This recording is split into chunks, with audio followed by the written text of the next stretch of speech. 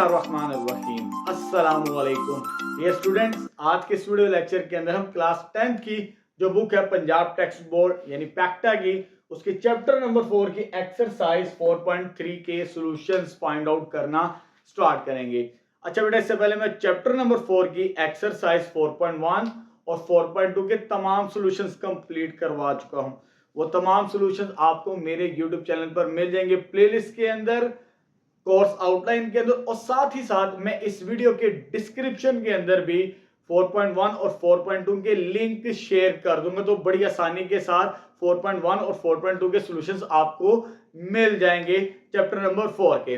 अच्छा बेटा, हमने आज 4.3 स्टार्ट करनी है।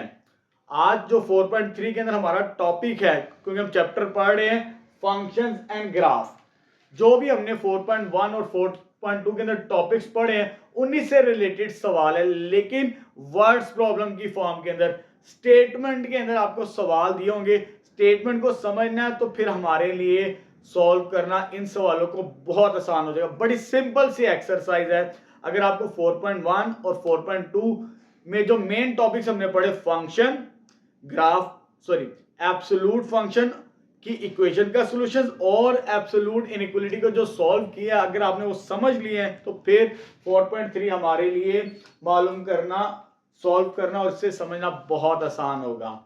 अच्छा बेटा, ठीक है, अब हम स्टार्ट करते हैं 4.3 का पहला सवाल। जो पहला सवाल हमें दिया है आपकी बुक के अंदर पेज 94 पर, मैं आपको स्क्रीन के ऊपर शो भी करवा दूंगा ताकि आप अंडरस्टैंड कर सके मैं क्या रीड आउट कर रहा हूं। पहला सवाल शुरू करते हैं। पहले सवाल की स्टेटमेंट हमारे पास है, a function b of t is equal to 5000 plus 200t। ये फंक्शन मैंने पहले से ही लिख दिया, एक फंक्शन हमें गिवन है पहले सवाल के अंदर b ऑफ t। ये जो b ऑफ t फंक्शन हमें गिवन है रिप्रेजेंट्स द टोटल बैलेंस, जो कि हमें टोटल बैलेंस को शो करता है। ये हमें बैलेंस गिवन है फंक्शन की फॉर्म के अंदर, लेकिन ये नहीं बताया कि बैलेंस किस चीज का है। बस इतना माइंड में रखिए, ये बैलेंस है और ये हमें फंक्शन गिवन है। ठीक है, आगे वो कहते हैं in rupees after T months.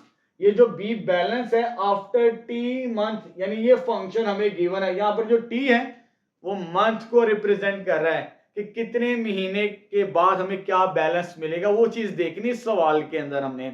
ठीक है, चलो जी, अब क्या मालूम करना है वो आखिरी लाइन को पढ़ते हैं हम। What will be the balance after 6 month. 6 महीनों के बाद हमने बैलेंस बताना है। हमें एक बैलेंस फंक्शन गिवन किया है और हमने ये बताना है कि 6 मंथ, आफ्टर 6 मंथ, 6 महीनों के बाद कितना बैलेंस होगा। ठीक है बेटा, बड़ा सिंपल सा सवाल है, चले कंप्लीट करते हैं। आफ्टर 6 मंथ देखना हमें, तो आपने पुट कर देना है t इज इक्वल टू 6। ये जो t फंक्शन के अंदर हमें गिवन है ये मंथ को रिप्रेजेंट कर रहा है। हमने 6 महीनों के बाद बैलेंस देखना है। ये जो पुट करेंगे t is equal to 6 in equation number 1। अब इसको सॉल्व करते हैं हम। जब इसको सॉल्व करेंगे तो ये t की जगह भी हम लिखेंगे 6, या जगह b ऑफ 6, या जगह 5000, 5200, ये टी की जगह हमने क्या लिखना, 6 लिखना है। बस सिंपल सा सवाल है, मुश्किल नहीं है। ठीक है, बहुत सिंपल से सवाल है इस एक्सरसाइज के अंदर। तो ये आ जाएगा 5000 प्लस इन दोनों को मल्टीप्लाई करेंगे 200 मल्टीप्लाई बाय 6, तो ये हमारे पास आ जाएगा 1200। इन दोनों को ऐड करेंगे, जब ऐड करेंगे 6200 रुपीस बनेगा बैलेंस, यानी 6 माह बाद इतना बैलेंस होगा हमारे पास। हमें एक बैलेंस फंक्शन गिवन था मंथ के अंदर, उसके बाद उसने कहा कि आपने आफ्टर 6 मंथ यानी 6 महीनों के बाद बताएं कितना बैलेंस होगा इस फंक्शन के मुताबिक। तो मैंने क्या किया, t की वैल्यू 6 इसमें पुट करके आंसर मालूम कर लिया। ठीक है, तो ये फर्स्ट क्वेश्चन कंप्लीट हो गया। अब हम स्टार्ट, चले बेटा, अब सेकंड क्वेश्चन स्टार्ट करते हैं 4.3 का। स्टेटमेंट हमें गिवन है, a function f of k equal 150 plus 20k। हमें एक फंक्शन गिवन है, यहां पर मैंने व्हाइट बोर्ड पर पहले ही लिख दिया है, f of k equal 150 plus 20k। ये फंक्शन गिवन है, रिप्रेजेंट द टोटल फेयर। ये हमें टोटल फेयर को रिप्रेजेंट करता है फॉर के किलोमीटर्स के अंदर, यानी एक किराए का फंक्शन हमें गिवन है। यहां पर जो के है वो रिप्रेजेंट कर रहा है किलोमीटर को, जितने किलोमीटर डिस्टेंस कवर करेंगे उसी के मुताबिक वो किराया बनेगा हमारे पास, ठीक है। फेयर हमें गिवन है, fair function, how much will be the fair, कितना किराया बनेगा फॉर बी या 12 किलोमीटर राइड, अगर 12 किलोमीटर की राइड हो तो कितना किराया बनेगा, इस सवाल के अंदर हमने ये चीज बतानी है, ठीक है। चले स्टार्ट करते हैं। बड़ा सिंपल सा सवाल है, ये हमें फंक्शन ऑलरेडी गिवन है, तो हमने कितना बताना है, तो पुट करेंगे। सिंपल सा सवाल है, पुट के किसको रिप्रेजेंट कर रहे हैं, किलोमीटर को। वो कहता है 12 किलोमीटर के अंदर कितना फेयर बनेगा। ये जो फंक्शन हमें गिवन है, ये फेयर फंक्शन गिवन है, यानी किराए का फंक्शन हमें दिया हुआ है उसने, ठीक है। चलो जी, इसमें पुट करते हैं इन 1। जब 1 में रिप्लेस करेंगे तो इसको सॉल्व करना पड़ेगा हमें। के की जगह हमें क्या पुट करना है, 12 पुट करते हैं, तो ये एफ ऑफ 12 आ जाएगा, ये आ जाएगा 150 प्लस 20, और के की जगह क्या पुट करना है, 12 पुट करेंगे हम, और जब इसे सोल्व करना ये आ जाएगा 150, इसको हम मल्टीप्लाई करेंगे तो ये 240 बनेगा, और इन दोनों को ऐड करेंगे तो ये 390 रुपीज हमारे पास फेयर बनेगा फाइनल।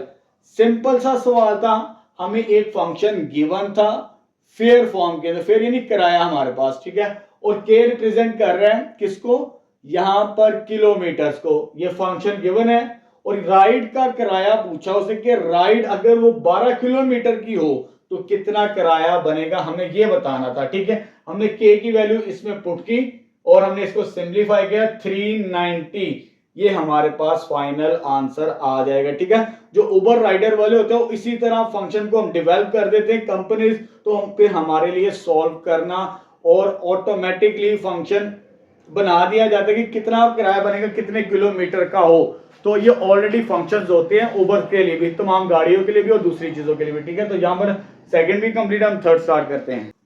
चल बेटा, क्वेश्चन नंबर 3 स्टार्ट करते हैं 4.3 का। स्टेटमेंट हमारे पास है, the cost of manufacturing fancy sofa set would be fix charges ₹5500, यानी एक सोफा सेट बनाने की जो कॉस्ट हमें पड़ती है वो कितनी पड़ती है, 5500। लेकिन आगे उसने कहा विच इज मॉडल्ड एज, उसका फंक्शन हमें बता दिया कि ये कॉस्ट फंक्शन है, जितने सोफेस बनाएंगे उसी के मुताबिक ये हमने फंक्शन को रिप्रेजेंट कर दिया। एक सोफा बनाने की जो प्राइस है वो यहां पर आपको नजर भी आएगी 5500 है, लेकिन आगे n मल्टीप्लाई है, नंबर ऑफ क्वांटिटीज को रिप्रेजेंट कर रहा है कि कितने सोफे बनाते चले जाएं हमें कॉस्ट मिलती जाएगी। ये हमें कॉस्ट फंक्शन गिवन है, ठीक है। आगे वो कहते हैं where n is the number of sofa set find the cost of 50 sofa set. आपने कॉस्ट फाइंड आउट करनी है कितने की, 50 सोफा सेट की। यहां पर n हमारे पास रिप्रेजेंट कर रहा है नंबर ऑफ सोफा सेट, और कितनी कॉस्ट फाइंड आउट करनी है हमने, 50। तो इधर हम पुट करेंगे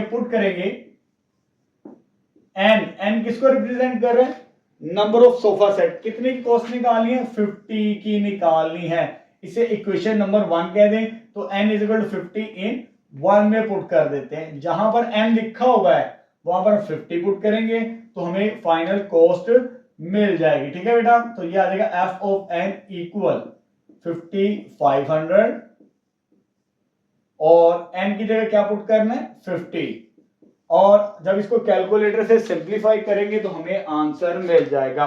तो 5500 मल्टीप्लाई बाय 50, तो ये फाइनल कॉस्ट हमें मिलेगी 275,000 रुपीज कॉस्ट, यानी एक सोफे की प्राइस तो 5500 थी और उससे हमें फंक्शन बना के दे दिया कि नंबर ऑफ क्वांटिटीज अगर एक से ज्यादा मालूम करनी है तो इस फंक्शन के थ्रू हम कॉस्ट फाइंड आउट करेंगे। तो हमने कितने सोफे की फाइंड आउट करनी थी, कॉस्ट 50 सोफा की, तो n की जगह 50 पुट करेंगे तो हमें आंसर मिल जाएगा, ठीक है बेटा। अब हम स्टार्ट करते हैं क्वेश्चन नंबर 4।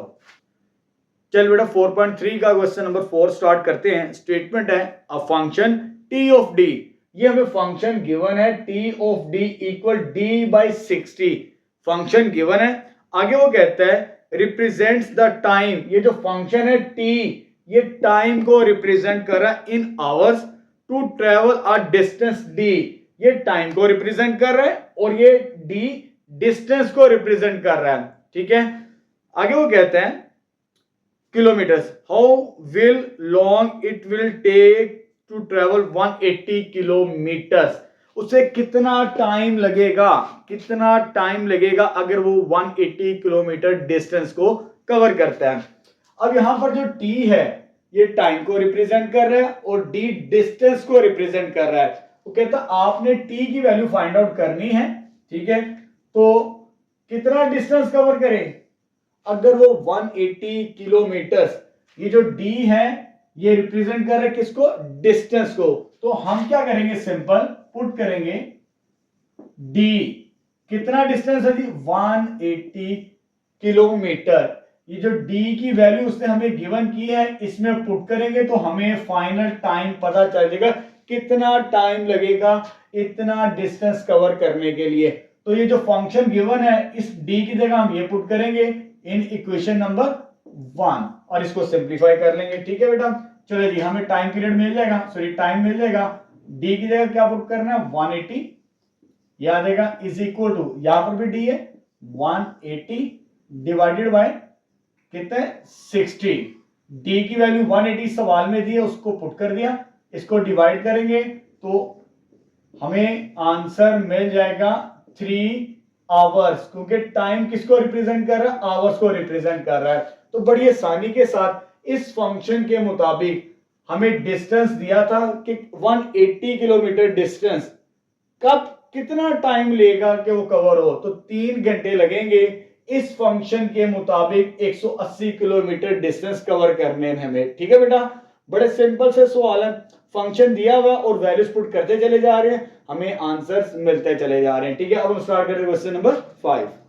चलिए बेटा 4.3 का क्वेश्चन नंबर 5 स्टार्ट करते हैं। स्टेटमेंट है a company charges ₹100 for an encoding work, यानी एक कंपनी से काम करवाने के कितने चार्ज करती है आपसे, ₹100। ठीक है, ये चार्जेस जो फिक्स है, कोई भी काम करवाएंगे आप कंपनी से वो चार्ज करेगी ₹100।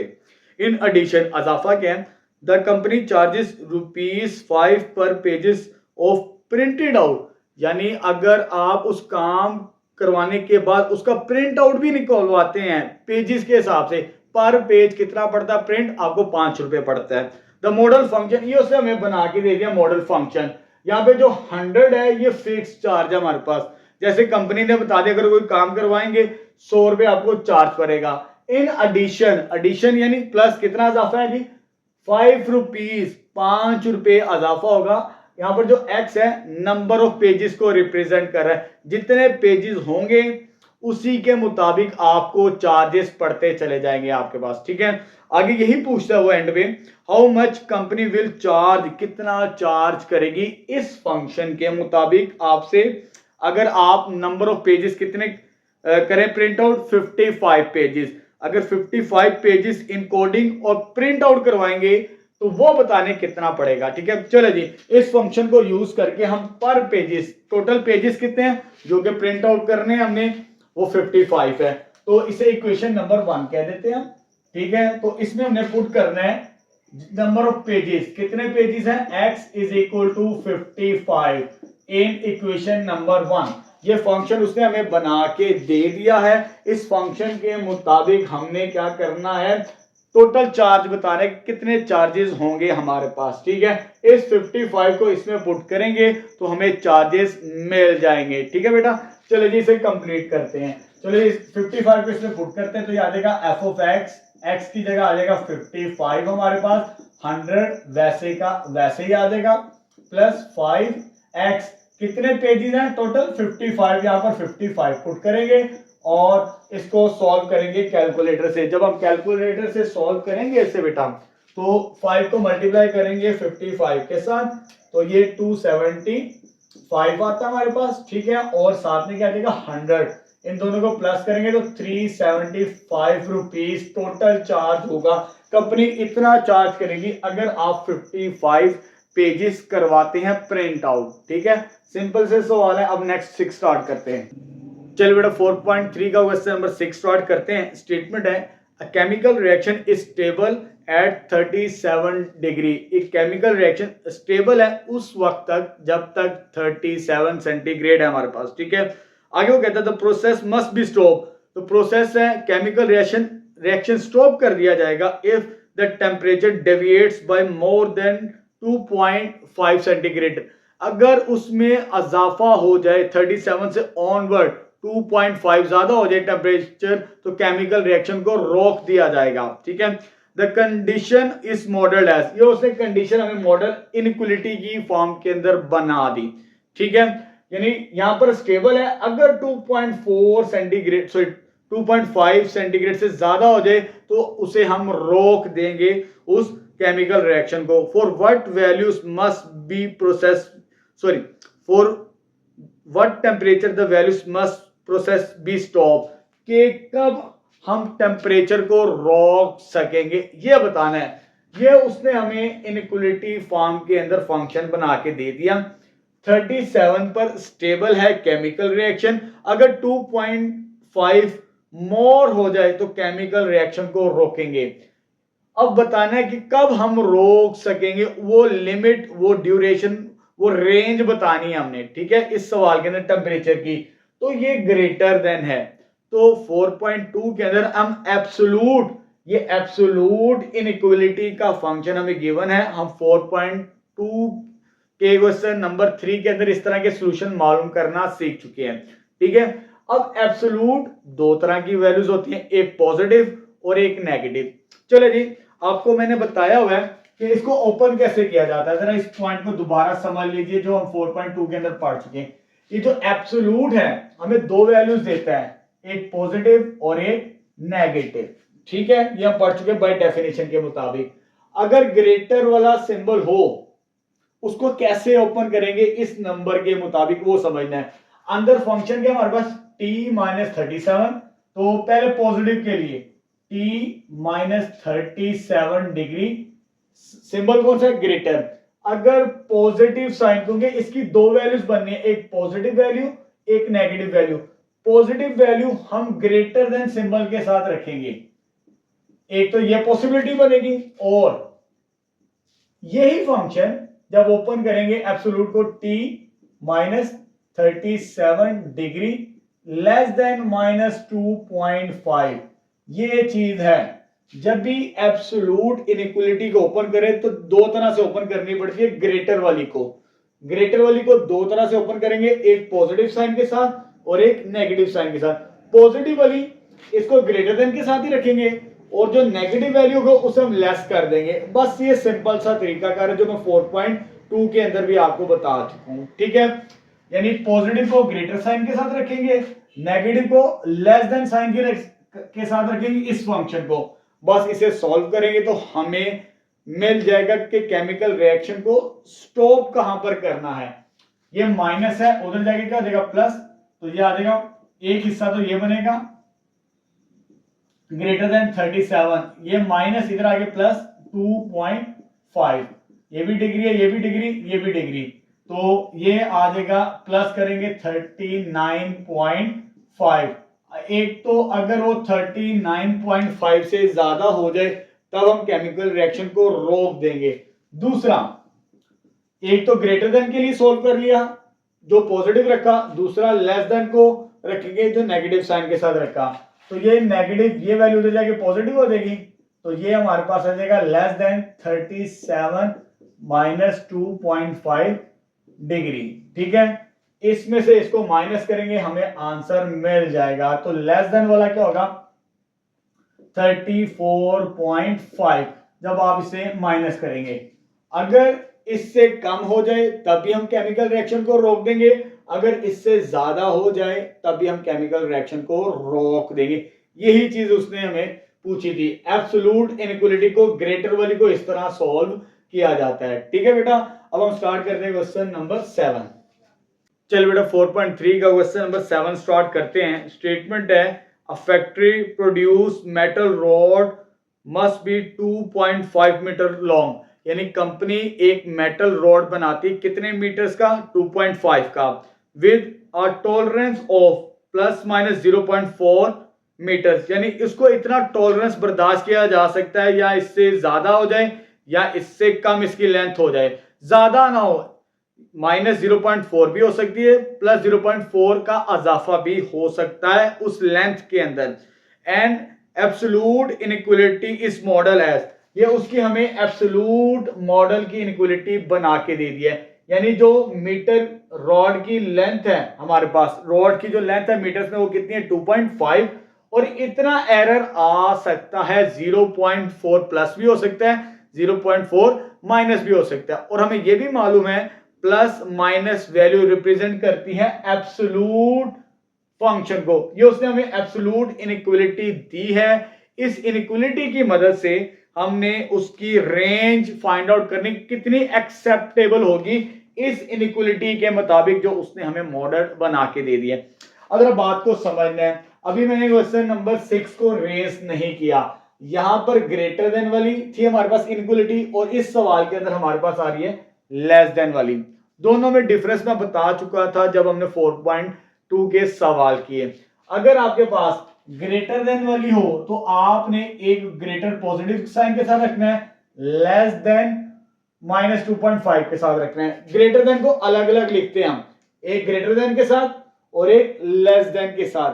ग्रेटर देन के साथ पॉजिटिव वैल्यू, लेस देन के साथ नेगेटिव वैल्यू। जब हमने लेस देन वाली इनइक्वालिटी को ओपन करना है तो कंबाइन ओपन करते हैं, अलग अलग नहीं करते। ग्रेटर देन वाली अलग अलग ओपन की जाती है और लेस देन वाली इनइक्वालिटी कंबाइंड ओपन करेंगे, एक पॉजिटिव और एक नेगेटिव। जरा बात को समझना, आपने कंबाइन इनइक्वालिटी यानी दो सिंबल लगा लेने, एक ये वाला और एक ये वाला, ठीक है। एक वैल्यू पॉजिटिव रखेंगे जो राइट साइड पे नंबर है, पॉजिटिव वैल्यू हम इस साइड पे रखेंगे 0.04 और नेगेटिव हम इस साइड पे रखेंगे 0.04 हमारे पास, ठीक है। और जो ये वाला फंक्शन होगा ये दरमियान में आ जाएगा हमारे पास। तो ये दोनों में डिफरेंस है। जब भी आपके पास ग्रेटर देन वाली आएगी तो अलग अलग ओपन करना है, अगर लेस देन वाली आए तो कंबाइन ओपन करना है। यहां पर नेगेटिव वैल्यू बनेगी और यहां पर पॉजिटिव वैल्यू बनेगी। जब आप ओपन कर लें, जो फंक्शन किया वो दरमियान में लिखेंगे, बस इसे सॉल्व करना है तो हमें एक दो लाइनों के अंदर ही आंसर मिल जाएगा, ठीक है। अब देखिए मुझे x की वैल्यू फाइंड आउट करनी है जो उसकी लेंथ होगी हमारे पास। x रिप्रेजेंट कर रहा है तो रॉड की लेंथ को, वो एरर हमने देखना है कि कितना हमारा एक्सेप्टेबल हो सकता है, उसने खुद ही बता दिया सवाल के अंदर।